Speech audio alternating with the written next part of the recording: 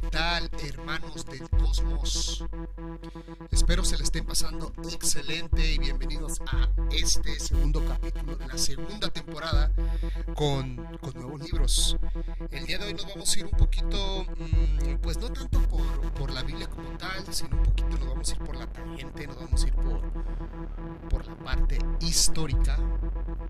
Traigo unos libros que no son directamente pues asociados con la Biblia. La gente veo que no los asocia. Hablo de la gente común, no hablo de los especialistas ni de los historiadores, antropólogos, arqueólogos, no, sino la gente en común. Yo luego le digo a las personas, a los conocidos sobre todo, que siempre que hablo de estos temas les comento, si vas a creer, cree por ti, ¿vale? No creas nada más porque sí, bueno, que la fe es así, ¿no? La fe no necesita pruebas y está bien, no pasa nada, yo no tengo ningún problema que la gente crea lo que quiera creer. Cada quien es libre de creer lo que quiera, lo que se le antoje. El problema que yo considero de todo esto es que cuando empiezas a imponer tus ideas diciendo que lo que tú crees es lo correcto y es la verdad absoluta y todos los demás están mal, ese es el problema. Te estás perdiendo la oportunidad de conocer otras ideologías que te podrían adaptar y aplicarlas en tu vida diaria. Por ejemplo, hay mucha filosofía dentro del budismo.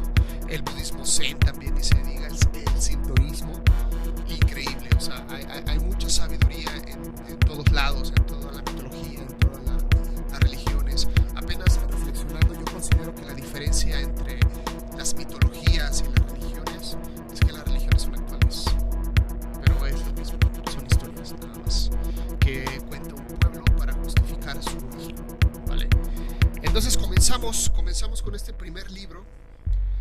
Este libro lo agarré muy barato, lo agarré en 5 pesos mexicanos en estos puestos de libros usados y ya lo había visto, esta serie. Este autor creo es el mismo que el de los cátaros que ya les había traído en la temporada anterior, ¿vale? Que es Carter Scott. El libro se llama Los Hititas, por lo mismo que es un libro ya usado, pues ya está muy maltratado. No sé qué le hicieron en la contraportada, es de pasta dura, la rompieron, no sé qué pasó, pero bueno, comenzamos sin más idas y vueltas. Por eso les digo que es importante, si vas a creer, investigar la Biblia, y en este caso de tanto de adentro hacia adentro, así como de afuera hacia adentro. ¿A qué me refiero de afuera hacia adentro? Que pues investiguen todo lo que había alrededor de, ¿vale? ¿A qué me refiero con alrededor de? Pues la Biblia está tomada de la Torá. La Torá es el Pentateuco, los primeros 5 libros bíblicos. No se los diré en orden, pero es Génesis, Éxodo, Levítico, Números y Deuteronomio, ¿vale? Bueno, no sé si lo dije en orden, pero hay que ver que hay alrededor de todo eso, una época aproximadamente 1600 años antes de Jesús el Cristo. Estamos hablando de los hebreos, que es posible que hayan sido los hurritas, y vivía Abraham al sur de Ur. Eso no sabemos históricamente si haya existido, pero sí en la parte de los persas, que llegaron a liberar a varios esclavos que estaban en el sur de Babilonia. Eso sí se puede rastrear. Hay que investigar todo eso, hay que investigar de los hititas, que es lo que vamos a hablar, los hurritas, los hititas, los cananeos, los egipcios, o sea, todo eso, todo este conglomerado, los fenicios. Porque si nada más estás leyendo la Biblia creyendo que es la verdad absoluta, no vas a llegar, porque nada más estás dando vueltas. El problema es de que la gente ni siquiera lee la Biblia. Claro, lo digo en general, estoy generalizando.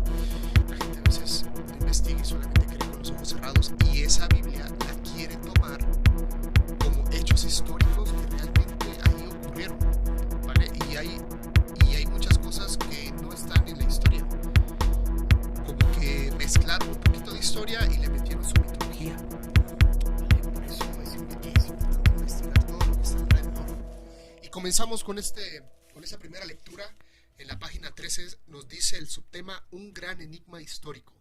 Dice: con la desaparición de Telepuni, en el año 1600 AC, la historia se engulló a los hititas. 2 siglos han quedado a merced del enigma. ¿Qué fue de este pueblo? Es posible que nuevos hallazgos arqueológicos nos permitan tener una respuesta.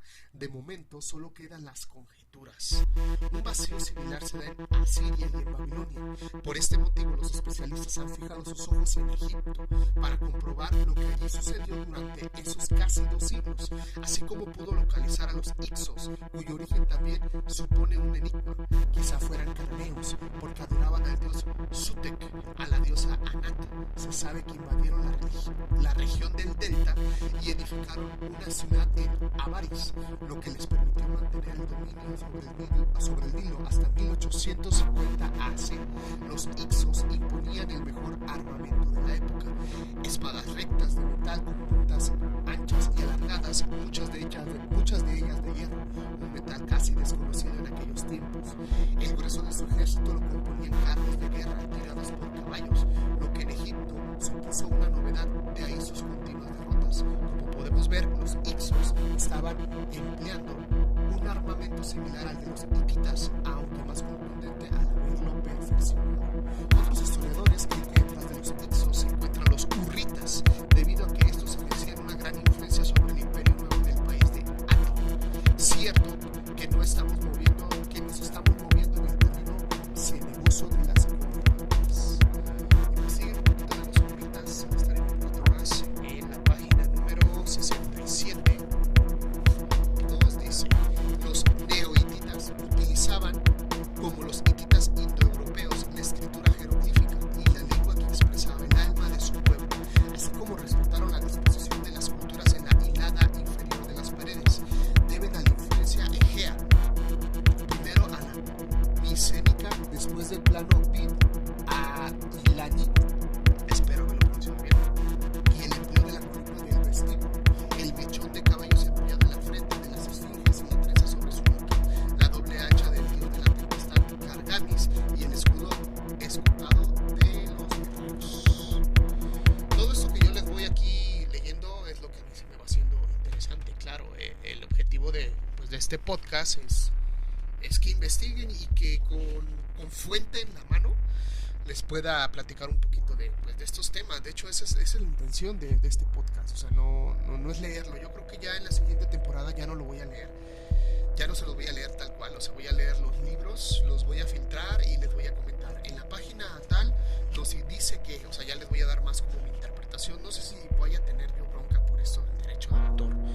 Así que, pues, andaré con cuidado en este tema. Y para concluir este libro, nos vamos a la página 166. Esperen, ¿saben qué? Creo que sí, me brinqué una hojita. Vale, me regreso. Antes de la 166 nos vamos a la página número 20 y dice: Nefertiti quiso casarse con un príncipe hitita. La hermosa Nefertiti vivía aislada en el palacio de Akenatón. Vamos a hablar más adelante de Akenatón. Incluso en el video anterior hablamos de él, respecto con esta ligadura que se tiene con Moisés. Pero bueno, continuamos. Dice: en el palacio de Akenatón, unos años antes de que falleciera su marido, el faraón Akenatón continuó en el mismo lugar mientras duró el corto reinado de Tutankamón. Cuando éste ya se había entregado todo el poder a los sacerdotes egipcios, la reina viuda tomó una decisión sorprendente. Escribió a Shubilu para que le enviase uno de los hijos, que estaba dispuesta a tomarse como esposo.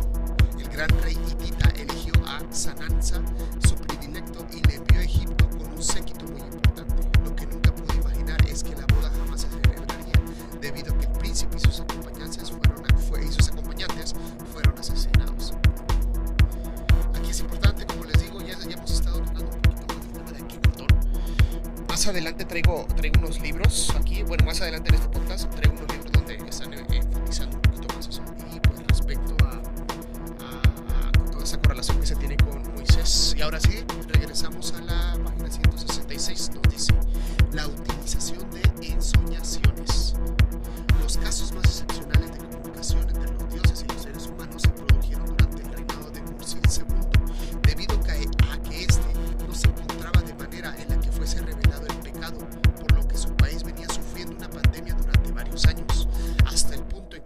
perdido más de un tercio de la población, buscó un intermediario que fuera poseído por el espíritu divino. El monarca de Ati sabía que esta comunicación no se producía espontáneamente, ni en todos los momentos que era requerida. Como un recurso desesperado, procuró reunir a varios sacerdotes en el templo para que durmieran ahí lo más separado posibles. Una vez que los tuvo donde quería, rezó al dios de la tempestad para suplicarle que establecieran contacto con uno de los sacerdotes que le descubriera las causas de su epidemia. Sabemos que lo contactó o incubación se produjo. Uno de los sacerdotes contó el motivo de la furia divina. Obedecía de los escasos sacrificios que se venían efectuando con los templos desde hace más de 3 décadas. Esto se corrigió y paulatinamente la epidemia desapareció. Fruto de la casualidad, ¿acaso la divinidad se sintió al fin satisfecha? Consideramos la respuesta como otro libro. Ese punto, ¿por qué quise leer esta parte? Porque la Biblia realmente ocurre ese mismo tema que Yahvé se comunicaba mediante sueño, ¿no? Y ahí tenemos a José cuando le dice que el hijo que trae en el vientre María es hijo de Yahvé. Y también con José, sí, creo también con José, ¿no? Cuando llega en Egipto, que es el que interpreta los sueños. Entonces este tema de los sueños, que ya lo tocaré en siguientes temporadas. También tengo un par de libros en donde toca el tema de los sueños, pero eso ya lo tendremos en otro podcast porque no corresponde por ahora. Así que continuamos. Este siguiente librito lo encontré en una librería de esos que valen como 20, 30 pesos. Estos libros delgaditos de editorial Emo, biblioteca escolar. Es La epopeya de Gilgamesh. Espero se pronuncia así. Esta epopeya es importante que la investiguen. Es muy importante porque es parte de la mitología hebrea. El hecho de Noé y el diluvio, pues este mito se repite en varias culturas, ¿vale? Y cuando se descubrieron en estas tablillas que existían un mito sumerio con Utnapishtim, también no recuerdo si es acadio o asirio, Gilgamesh, precisamente el de la epopeya, y su paralelismo con Suisudra. Y estamos hablando que son mitos que fueron narrados antes de la Biblia. El problema es, como digo desde hace rato, que el problema es que la gente está dando por hecho que ocurre, pero cuando tú le estás dando evidencias de que estas historias son antes de la Biblia, mucha gente se niega, no las quiere aceptar. Y está bien, están en su derecho, no pasa nada. Pero la bronca es cuando quieren imponer eso como una verdad, no se quieren abrir a más ideas y sobre todo la evidencia, ¿no?, que está ahí. Miren, voy a leerles el capítulo número 18 y dice: Gilgamesh se dirigió al lejano Utnapishtim. Te admiro, Utnapishtim, y en nada te veo diferente a mí verdaderamente. En nada te veo distinto a mí. Tienes un corazón valiente y dispuesto a la lucha y descansas acostado de espaldas. ¿Cómo has podido presentarte ante la asamblea de los dioses para pedir la inmortalidad? Utnapishtim contestó a Gilgamesh: voy a revelarte algo que ha mantenido oculto, un secreto de los dioses. Voy a contarte. Shuruppak, una ciudad que tú conoces que se extiende a las orillas del Éufrates, era una ciudad antigua, como sus dioses, cuando estos decidieron desatar el diluvio. Estaba allí Anu, el padre de los dioses, el valiente Enlil, su consejero, Ninurta, su heraldo, Enunge, cuidador de los regadíos, y también estaba presente Nininguk Ea, espero que lo he pronunciado bien, que en nombre de los dioses dice a la choza de caña: choza, tabique, choza, escucha, tabique, presta atención. Hombre de Shuruppak, hijo de Ubartutu, derriba esta casa y construye una nave, abandona las riquezas y busca la vida, desprecia toda propiedad y mantén viva el alma, reúne en la nave la semilla de toda cosa viviente, que en las dimensiones de la nave que has de construir queden bien establecidas. Su longitud ha de ser igual a su anchura, como a Apsu. Dale un techo. Comprendí y dije a Ea: mi señor. Será una honra para mí, oh Señor, ejecutar lo que has ordenado.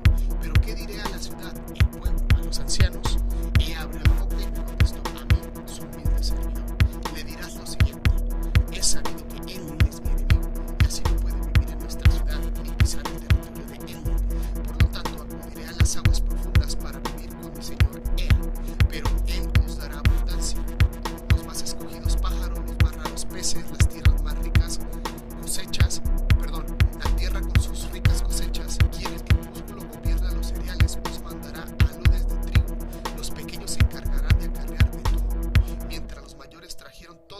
necesario, al quinto día levantó el armazón, cuyo fondo era de un acre.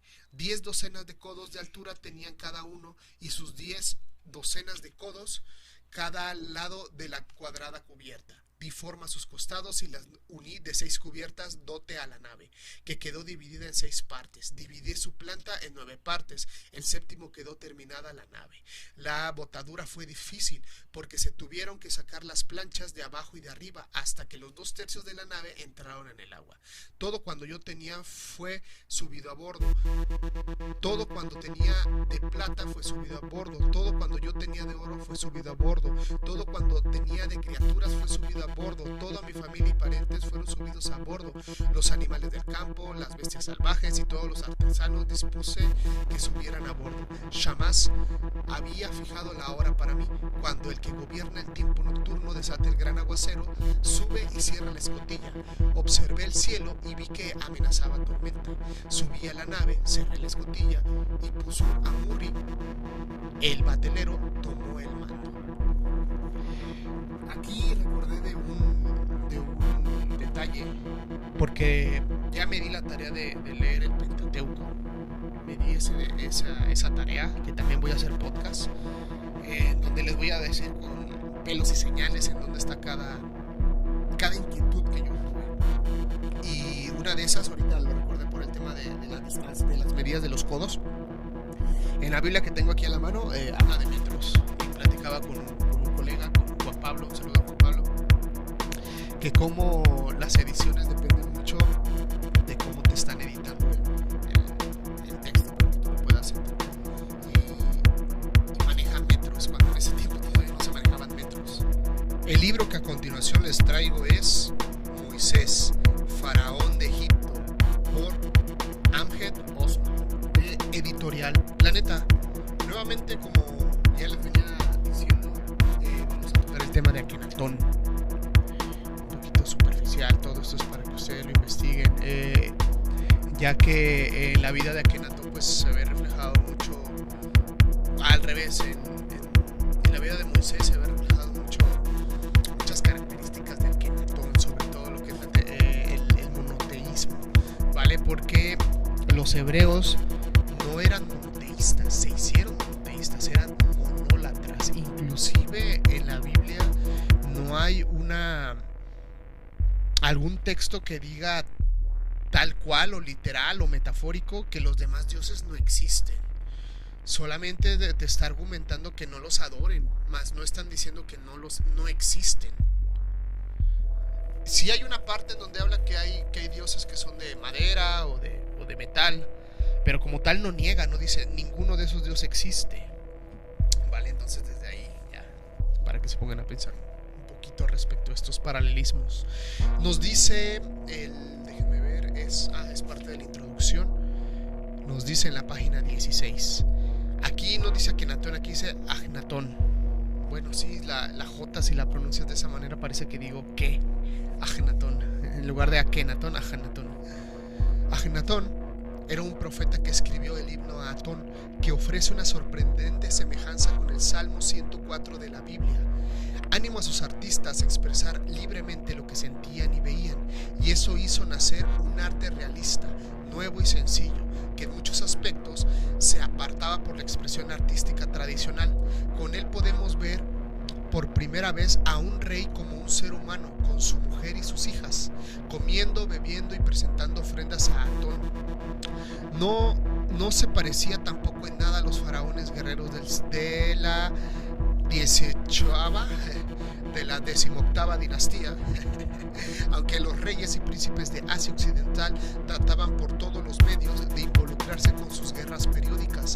Él se negó siempre a intervenir en ellas. No es de extrañar que los arqueólogos de principios del siglo vieran en él una expresión de sus propias ideas modernas.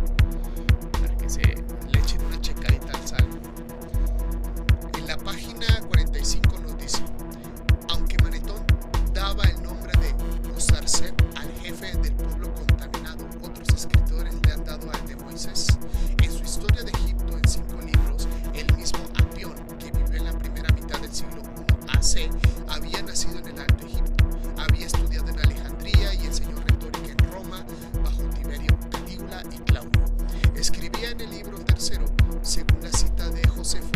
Moisés, según he oído decir a estas personas ancianas de Egipto, era un hombre natural de Heliópolis, que permaneció fiel a las costumbres de su tierra. Erigió casas de oración abiertas al exterior en varios lugares de la ciudad, todas mirando al este, por ser esta también la orientación de Heliópolis. En vez de obeliscos, levantó pilares coronados por figuras humanas, debajo de las cuales había un modelo de un barco, y la sombra que arrojaba ese barco sobre el agua describía un círculo que respondía al círculo del sol en los cielos. Otro escritor alejandrino llamado Chereman, del siglo I AC, filósofo y bibliotecario de Alejandría, que fue más tarde maestro de Nerón, también le llamaba Moisés, Moisés y José, otro escriba sagrado, y lo mismo decía Lisímaco, escritor de Alejandría de fecha incierta, pero posterior al siglo II AC, citado también por Josefo. En todas estas versiones de la vida de Moisés hay una serie de cosas que no coinciden. ¿Cómo podía esperarse de unas historias que fueron pasado de boca en boca durante siglos antes de llegar a escribirse? Para el Éxodo, por ejemplo, se dan dos fechas distintas, separadas por más de 2 siglos, y además mientras el Talmud dice que fue Moisés el que huyó a Etiopía, Manetón dice que fue Amenhotep III, el que yo considero el padre de Moisés. De momento, sin embargo, vale la pena destacar varios puntos de estos 2 primeros capítulos. Y vámonos a la página 71. Sabemos que Di era la madre de Ajenatón, pero tenía que haber sido también la madre de Moisés si él y Ajenatón eran la misma persona. Mientras que el segundo capítulo del libro de Éxodo habla de la hija del faraón como la madre adoptiva de Moisés, el Corán asegura que la madre era la reina, la mujer del faraón. Es extraño que 2 libros sagrados que han debido de tener el mismo origen, ya sea la revelación divina o una fuente literaria, no estén de acuerdo en un punto tan importante, y más teniendo en cuenta que las costumbres egipcias no habrían permitido a una princesa soltera adoptar a un niño, que fue lo que dio origen a tal discrepancia. Hay 2 razones para que pudiera producirse. En primer lugar, el escriba que redactó el libro de Éxodo se encontraba ante 2 tradiciones: que la madre de Moisés era una israelita y que era Tapara, literalmente, la casa del faraón. Al no saber, por haberse omitido ya en la historia de José, el libro de Génesis, que José tuviera una hija llamada Di, que se convirtió en la esposa del faraón, resolvió esa primera dificultad dándole 2 madres, una madre natural hebrea y una de sangre real, que le adoptó y le crió como si fuera su hijo, que interpretará que la madre adoptiva era una princesa en lugar de una reina. Tiene una explicación filológica. Ahora vamos a la página 84. ¿Cómo puede suponerse que la madre egipcia de Moisés fuera a darle a su hijo un nombre hebreo en un momento en el que mal recuerdo de la invasión de los pastores Ixos estaba aún vivo, y la mayoría de los egipcios consideraba a los israelitas como una abominación?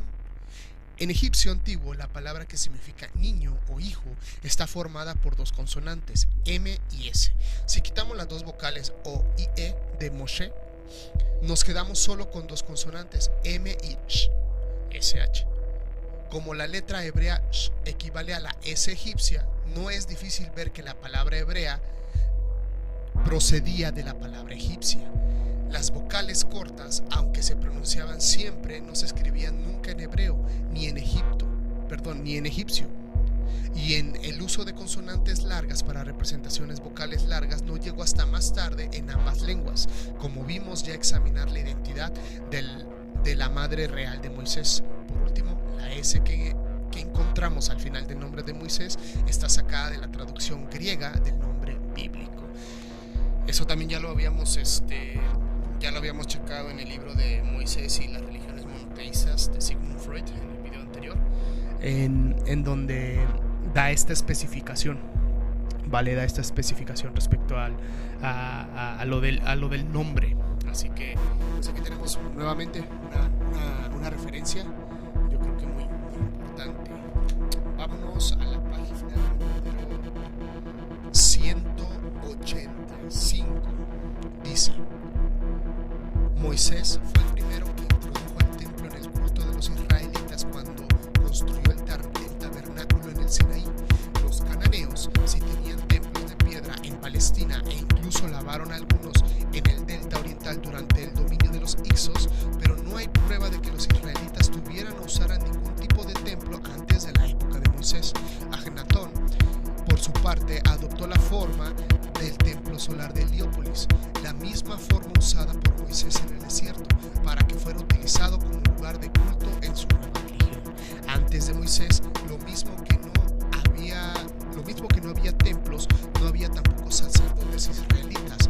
Fue él quien dispuso que los sacerdotes se dividieran en dos categorías principales, el alto sacerdote y los sacerdotes ordinarios, y dio instrucciones sobre las ropas que tenían que llevar, cómo deberían purificarse y ungirse, y en qué forma tenían que cumplir los deberes de su oficio.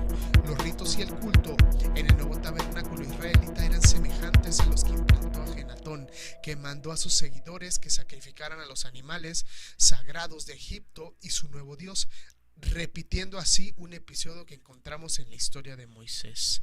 Y Moisés dijo: no está bien hacer eso, porque nosotros debemos sacrificar la abominación de los egipcios al Señor nuestro Dios, pero si sacrificamos la abominación de los egipcios delante de sus ojos, ¿no nos lapidarían? Éxodo 8:26. Página 188.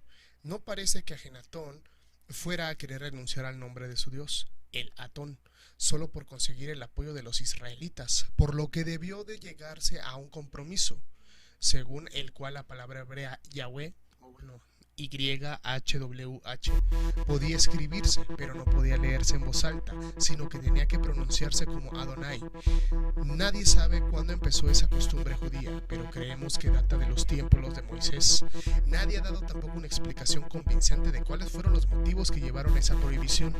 Decir que se prohibió pronunciar el nombre personal de Dios como una señal de respeto no está de acuerdo con lo que dicen los judíos, que pronuncian en voz alta todos los otros nombres dados al Dios de Israel antes de la época de Moisés. En realidad, como ha observado Freud, el Dios de Ajenatón es el mismo Dios que de Moisés, como puede corroborarse por la forma en la que se escribe en hebreo el versículo de Deuteronomio citado al principio de este capítulo: Shema Yisrael, Yahweh Elohim, Yahweh Eko.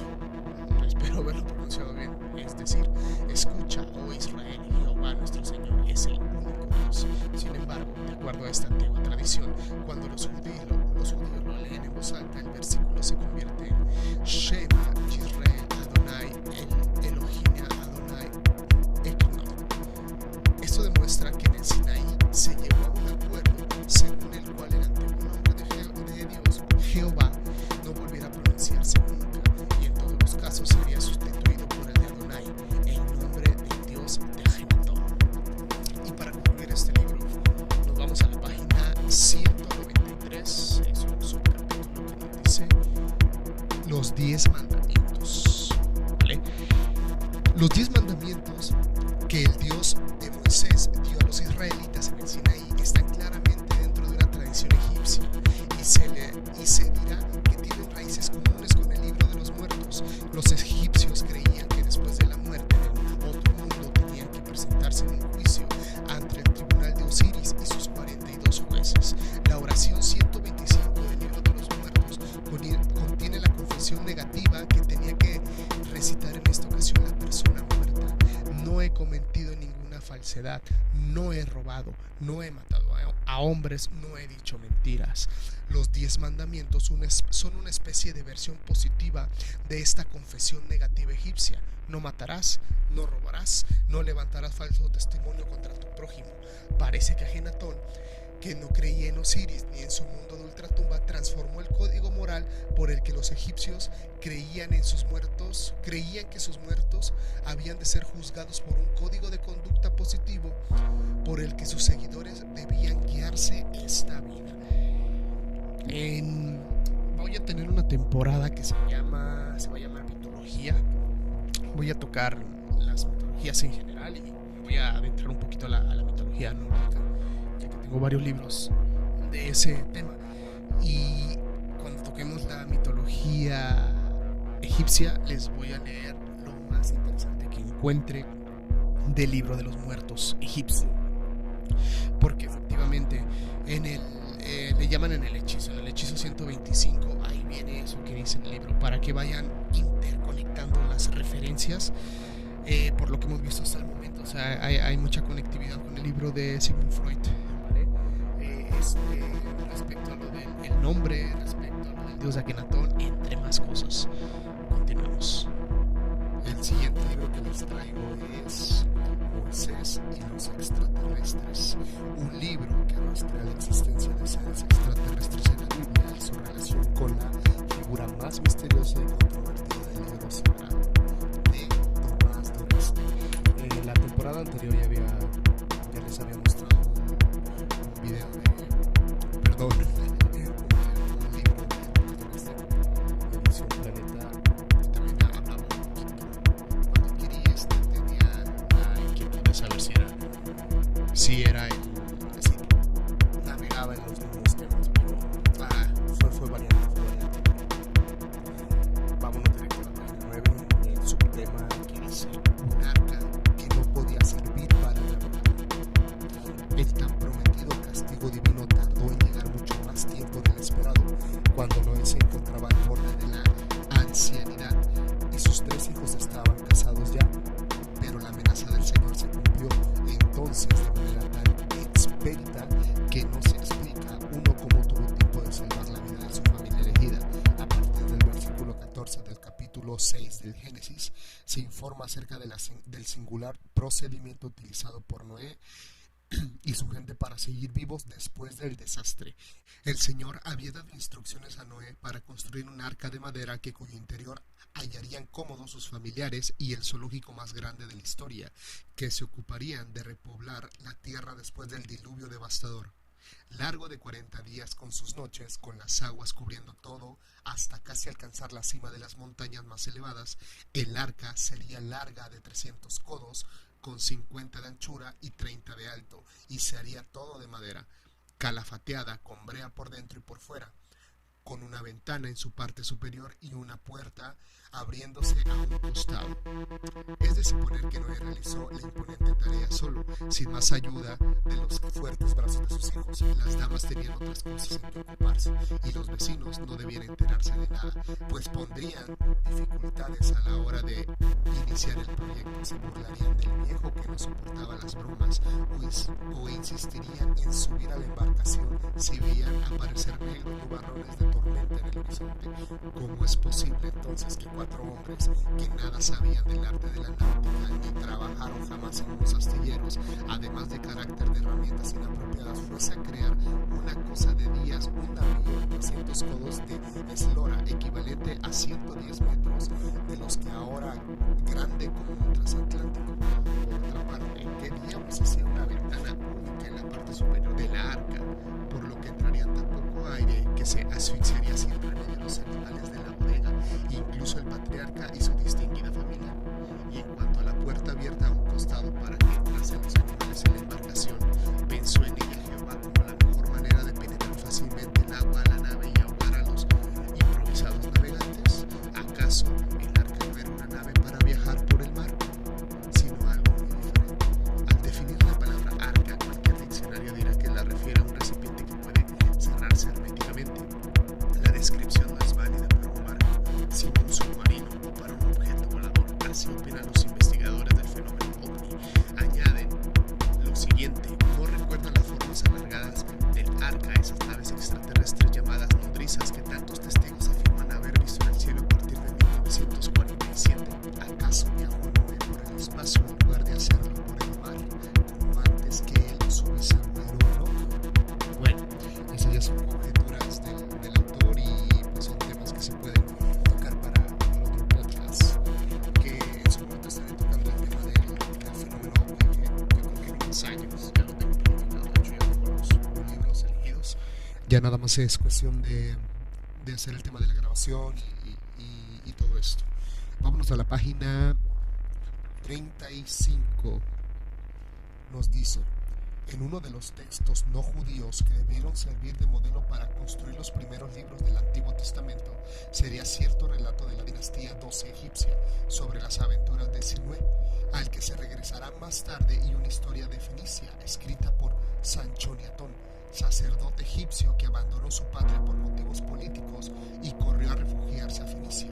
Escribió la obra a manera de parábolas a las que tan aficionados son los orientales, que gustan de jamás decir las cosas por su nombre. A los rabinos de Babilonia les resultó muy sencillo apropiarse de esta y de otras historias, a las que añadieron antiguos frutos de su propia cosecha, para que nadie fuera a acusarlos de viles plagios, y ya estaba listo el Antiguo Testamento para darlo a la publicidad. En su historia, este sacerdote, Sancho y Atón, se dará más tarde unas palabras acerca del Atón, que termina su nombre.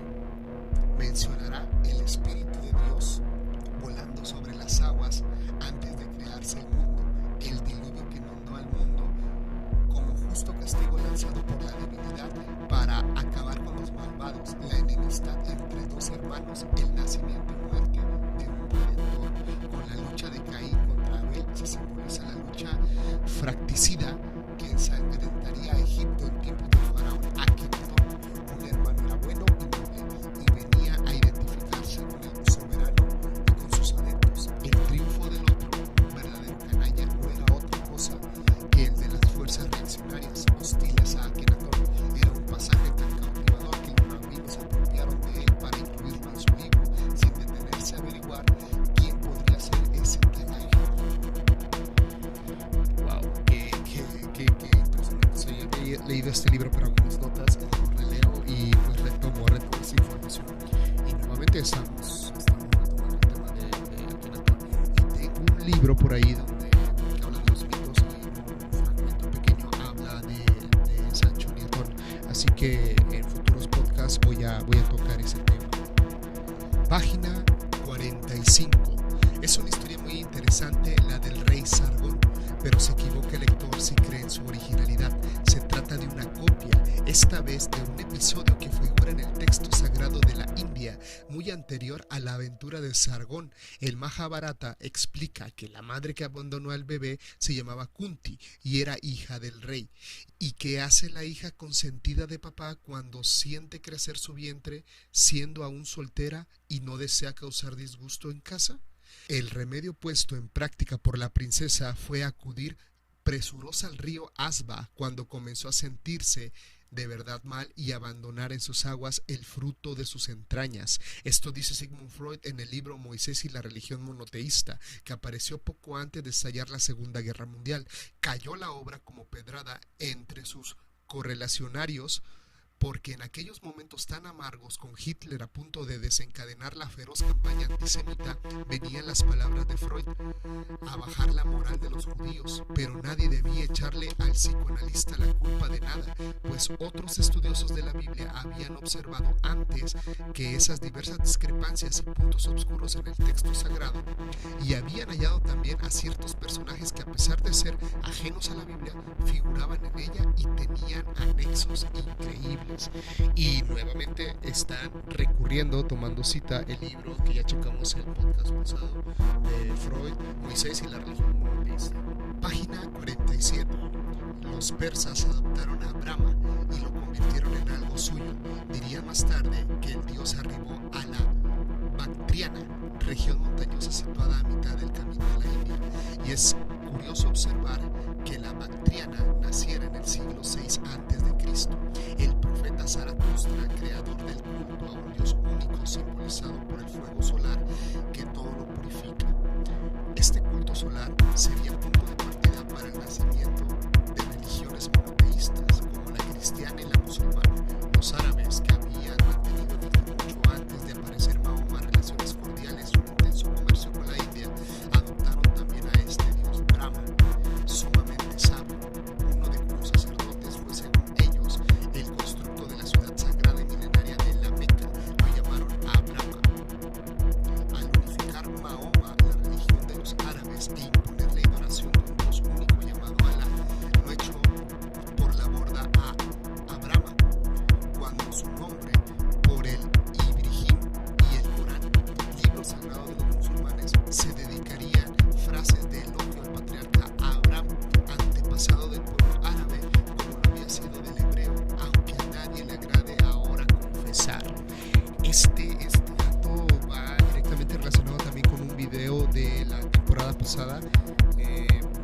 Evangelio acuariano, creo, si es así, en donde también dice lo mismo. Supuestamente ese evangelio fue traído de los registros akáshicos.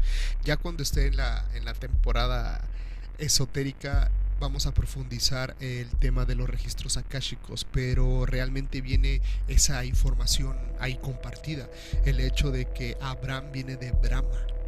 Curioso, porque ahora lo encontré en otro libro y no lo recordaba. Por eso me gusta releer, o por lo menos releer las cosas que yo considero importantes. Página 130. Varias teorías pretenden explicar el origen del nombre, y una de ellas afirman que Yahvé fue en realidad una región donde se erguía un monte humeante que se identificaba con el ser poderoso y estremecedor oculto en sus entrañas, que solía manifestar su enojo lanzando al aire chorros de humo, cenizas y lava incandescente. ¿Existía alguna razón para los nacidos en Egipto adorasen a una montaña que lanzaba humo, es decir, un volcán? Ninguna, pues en el país de los faraones todo era llanura. No se conocían los montes, ni los volcanes, ni los temblores de tierra. Sin embargo, a corta distancia de Egipto habían volcanes. Uno estaba en el norte, en las islas del mar Egeo, que rodea la isla que conocemos ahora como Creta y que los egipcios llamaban Keftiu. Y había también volcanes del otro lado del Mar Rojo, precisamente en la punta noroeste de aquella península montañosa del Sinaí, a donde, según la Biblia, corrió Moisés a refugiarse después de matar al guardián egipcio que maltrataba a un hebreo. Y resulta muy curioso que en numerosas leyendas orientales que pasarían más tarde a Grecia y a Roma se mencionase a un dios oculto en un volcán. El herrero Hefaistos, llamado Vulcano por los romanos, tenía su taller en las entrañas del monte Etna. Dice la mitología que cuando el volcán se estremecía era porque el dios trabajaba intensamente en su fragua y sufría por culpa de las infidelidades de su esposa, la casquiviana Venus.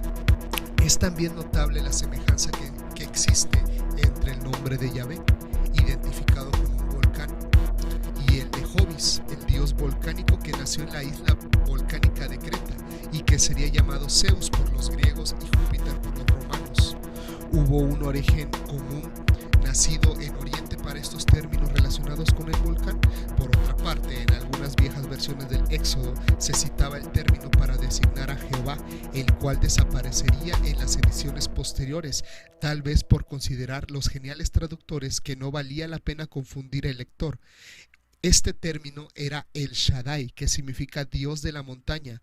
¿A quién puede referirse esta definición sino a un volcán atronador? Si existían dudas acerca del origen de la palabra Yahvé, el hallazgo realizado hace algún tiempo en el templo nubio de Solef, en el Egipto meridional, confirmaría que correspondía a un lugar geográfico y no a un dios. Fue el profesor André Caquot, director de la Escuela Francesa de los Altos Estudios, además de especialista de temas bíblicos, quien afirmó tal cosa al referirse a unas inscripciones halladas en la base de una columna en la sala hipostila del mencionado templo. Fue edificado a comienzos del siglo XVI a.C. por iniciativa del faraón Amenofis III, padre de nuestro viejo amigo Akenatón. El profesor Caquot halló unos dibujos que consistían en el perfil de varios prisioneros de guerra atados los codos por atrás. Según era la incómoda costumbre de aquellos tiempos, todos los prisioneros tenían escrito un nombre, el del pueblo al que pertenecían, que fue derrotado por el faraón en una de sus gloriosas campañas militares. Uno de aquellos nombres era el de ciertos beduinos procedientes del país de Yahvé, y ese Yahvé no era ningún dios que velase sobre el bienestar de los fieles, sino el lugar donde procedían los beduinos, que se encontraba al otro lado del Mar Rojo por la tierra del Mediano. Vaya, menudo dato. Y para concluir, en la página 194 nos dice: en lo alto del monte tuvo que permanecer Moisés otros 40 días con sus niños, sin comer pan ni beber agua, hasta que terminó de escribir en la pareja de tablas los famosos 10 mandamientos, que, como dijo antes, no tienen un origen judío. En los viejos tiempos sucedía un poco lo que en la actualidad: se copiaban unos a otros, que era un gusto. No se inventaba aún la ley de derechos de autor, El Código de Hammurabi presentaba reglas y consejos admirables que podrían ser plagiados impunemente, pero también en el Libro de los Muertos egipcios había una serie de consejos morales de primera que recordaban sospechosamente al Decálogo. El Código de Hammurabi, también lo de la ley del talión. Ahí está. Con el tema de que ya les había comentado del Libro de los Muertos, el hechizo 125 y los 10 mandamientos. Investiguen más de este libro de que habla de Quetzalcóatl, pero hasta que lleguemos a la temporada de México prehispánico hablaremos de eso. Hay material para muchos años, literalmente, para muchos años. Hay mucho material que iré leyendo o releyendo y se los estaré compartiendo. El penúltimo libro que les traigo es de Samuel Noah Kramer. La historia empieza en Sumer. Recuerda que para investigar acerca de la Biblia desde la parte exterior, pues tenemos que remontarnos a Sumeria, y de ahí la cultura que los absorbió, los acadios, posteriormente Babilonia y toda esa región de Mesopotamia entre los dos ríos, entre el Éufrates y el Tigris. Es interesante, busquen. Y nos vamos a ir directamente a la página 81. Es muy probable que esas leyes estuvieran marcadas en el reverso de la tablilla, pero la tablilla está tan maltrecha que únicamente el contenido de 5 de ellas ha podido ser rehecho con probabilidades de acierto.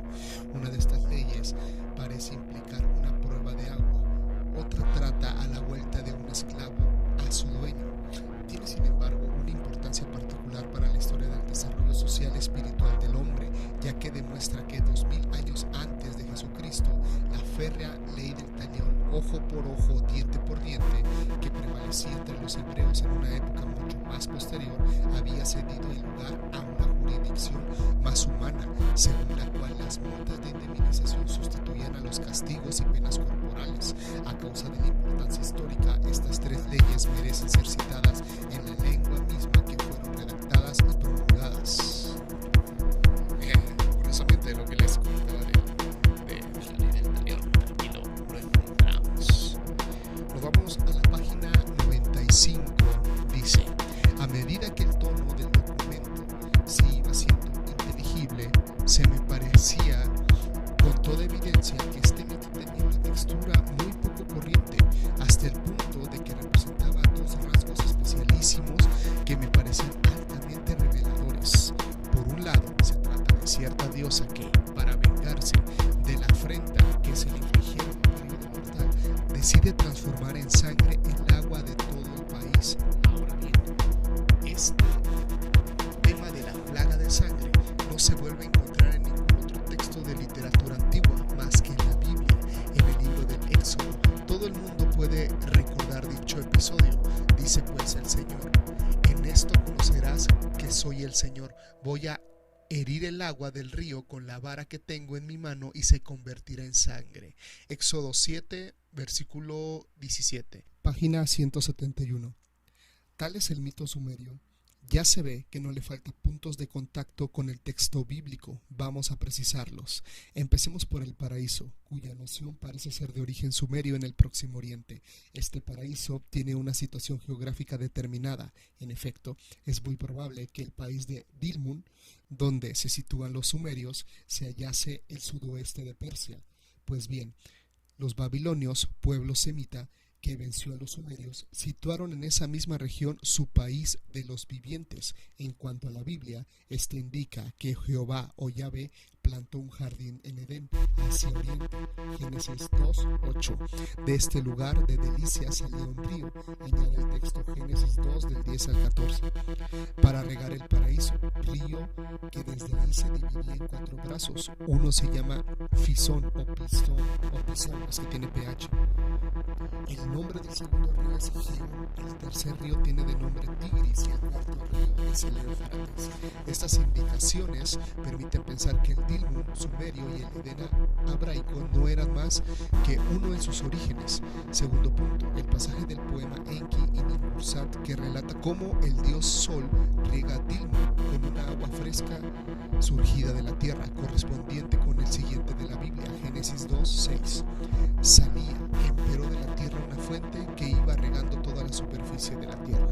Tercer punto, la maldición pronunciada contra Eva. Multiplicaré tus trabajos en tus preñeces, con dolor partirás los hijos. Implica un estado superior al que describe el poema sumerio en que la mujer paría sin dolor. Cuarto punto y punto final. La falta cometida de Enki al comerse las 8 plantas de Nimbuzat hace pensar que el pecado de que se hicieron culpables Adán y Eva al comerse el fruto del árbol de la sabiduría.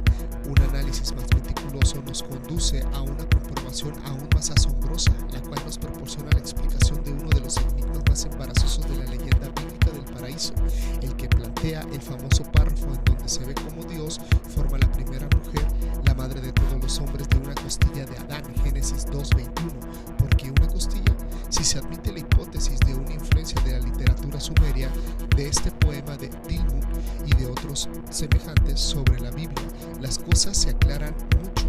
En nuestro poema, una de las partes enfermas del cuerpo de Enki es precisamente una costilla.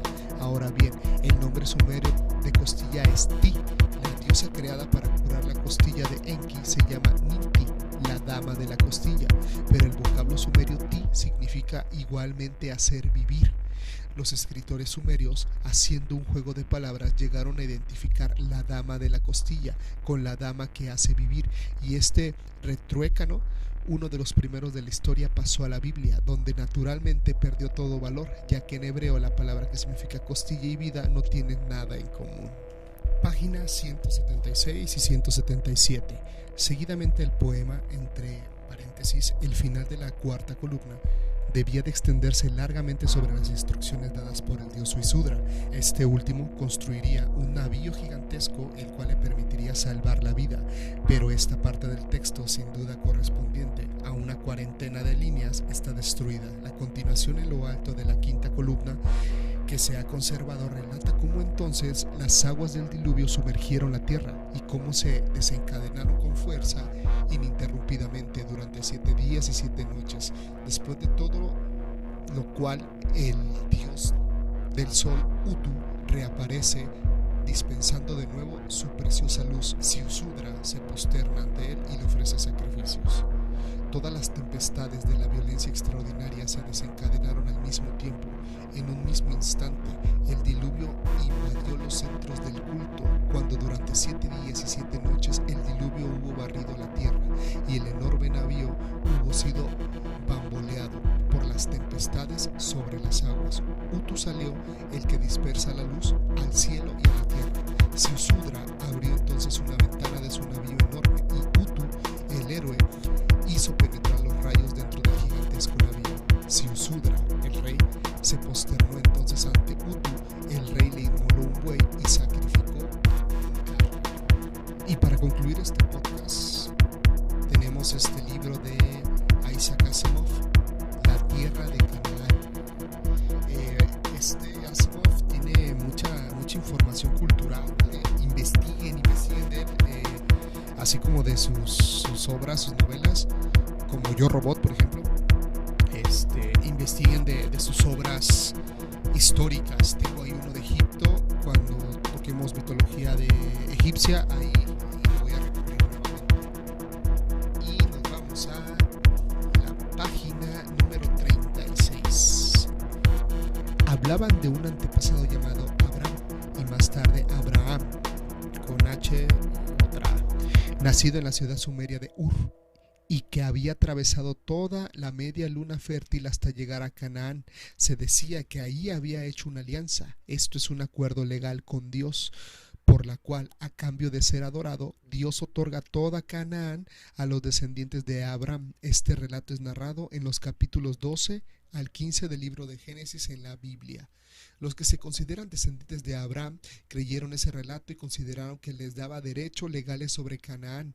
Asociadas a estas historias y leyendas que posteriormente se reunieron y que concernían a Abraham y a sus descendientes inmediatos, Isaac y Jacob, había una serie de antiguas ciudades cananeas. Eran de norte a sur: Siquem, Betel, Salem, Hebrón y Beersheba.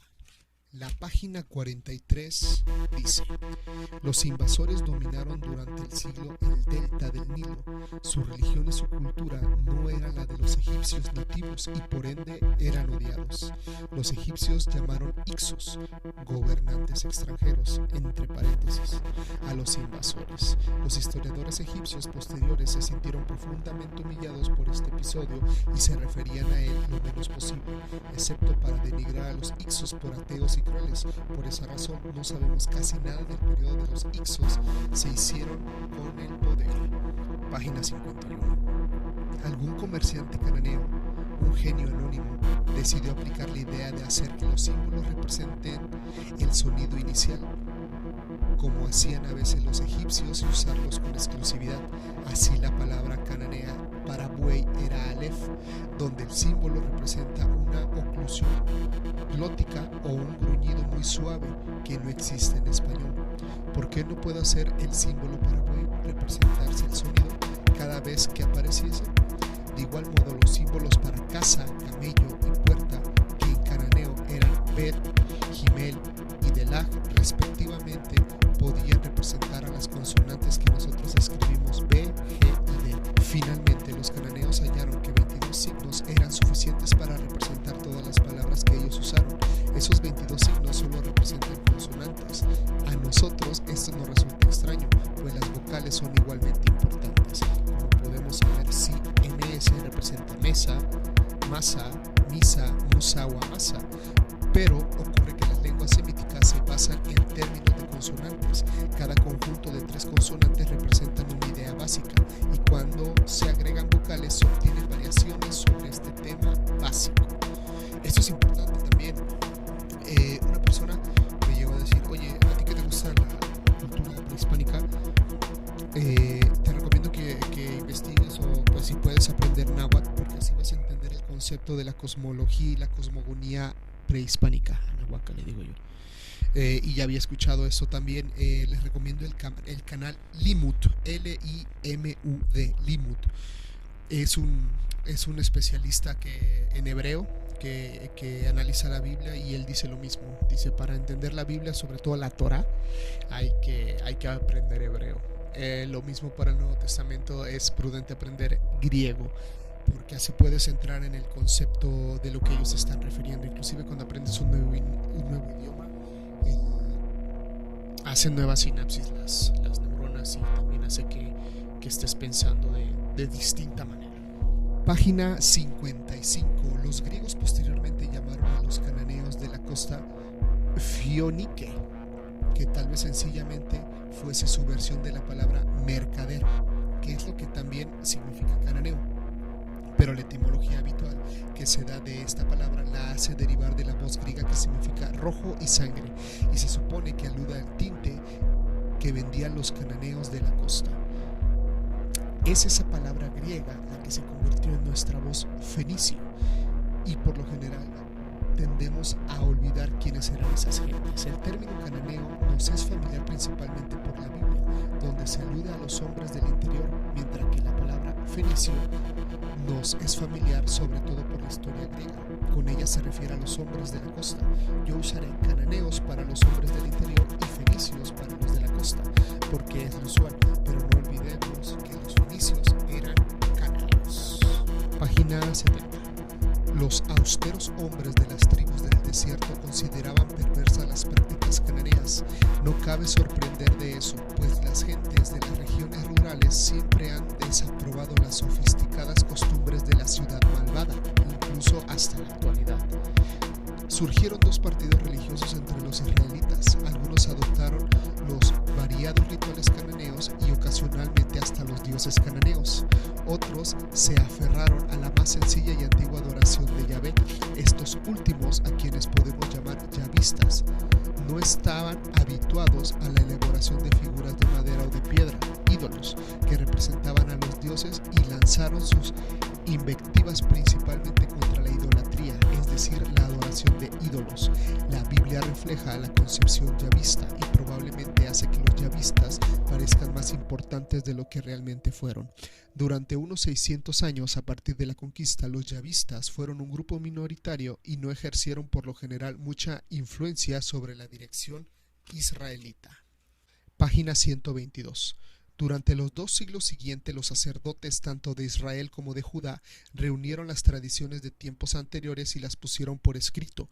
Los relatos del reino del norte usaban a Elohim como nombre de la deidad y esos relatos constituyeron lo que llamamos documento E.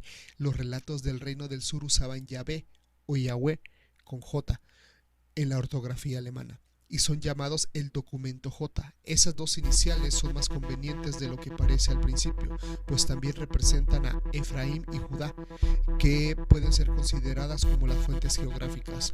En esencia, ambos documentos tratan las mismas tradiciones que recibieron su forma principal, sin duda, en la época del imperio de Israel-Judá, cuando David y Salomón intentaron crear una historia tradicional común.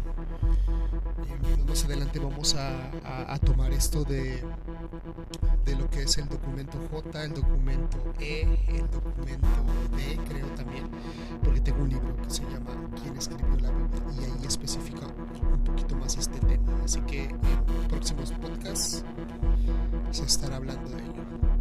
En la página 178 nos dice: los exiliados que se aferraron al yavismo pudieron reunirse, leer la ley, interpretarla, meditar sobre ella, etc. Una reunión así para estudiar la ley es una congregación de palabras latinas que significa reunirse. La expresión equivalente derivada de las palabras griegas es sinagoga. El yavismo, despojado de su templo, vivió en sus sinagogas. Por los escritos y las tradiciones no había adquirido todavía su forma definitiva. Al ser copiados una y otra vez, era imposible impedir que las complejidades babilónicas entrasen en los toscos registros de los judíos. A los escritos venerados se incorporó la ley babilónica de la creación de la tierra, despojándola desde luego de sus elementos paganos. La historia de Adán y Eva, la lista de los longevos descendientes de la pareja, la historia del gran diluvio que asoló el género humano, el relato de la Torre de Babel, etc. Todo ello provenía de las leyendas babilónicas. Los babilonios tenían la costumbre de dividir los años en periodos de 7 días, porque su compleja ciencia astronómica asignaba gran importancia a los 7 planetas. Los judíos exiliados adoptaron esa división y dieron el séptimo día la significación religiosa que se plasmó en el sábado. ¡Qué buena información! Página 198. La religión persa era dualista, esto es, pintaba un universo en el que había un principio del bien y otro del mal, independientes uno del otro y casi de igual poder. La creación del mundo, su desarrollo y su historia eran todos incidentes de la interminable guerra celestial entre esos dos principios, cada uno de los cuales estaba en la cabeza de un ejército de innumerables espíritus. El género humano podía tomar parte en la contienda de un lado o de otro. Esta concepción del universo es atractiva y dramática, da sentido a la vida en la suposición de que un individuo puede elegir su ejército y luchar en pro de una parte o de la otra. Hasta el retorno del exilio, el judaísmo había tenido un solo Dios, considerando el autor de todo, lo bueno y lo malo. Pero después del retorno surgió un espíritu del mal, Satán, palabra que en hebreo significa el adversario. Satán, en eterna lucha con Dios, no aparece en los libros bíblicos de la época del exilio y anteriores, pero comienza a aparecer en los libros escritos durante la dominación persa. Crónicas de Job. Y para concluir, en la página 238 nos dice: el hecho de que el hebreo ya no fuese una lengua común en Judea en todo caso era una ventaja, pues esto hacía del hebreo una lengua sagrada reservada para las cosas sagradas.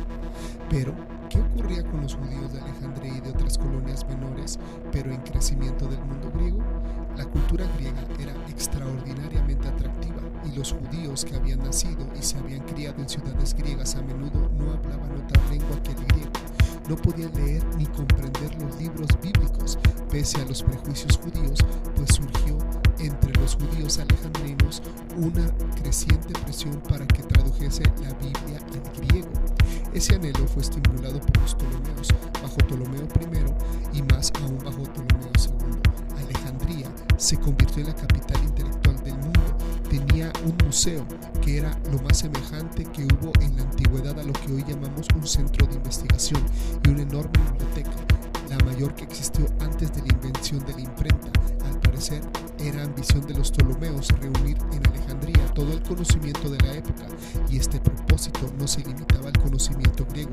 Estimularon y quizá hasta financiaron la traducción al griego de las escrituras judías, y esa traducción se llama Septuaginta. Bueno, con eso terminamos. Hoy sí fue un podcast largo, así elegí varios textos que quería compartirles y concluimos, y nos estamos escuchando en la siguiente entrega. Muchas gracias.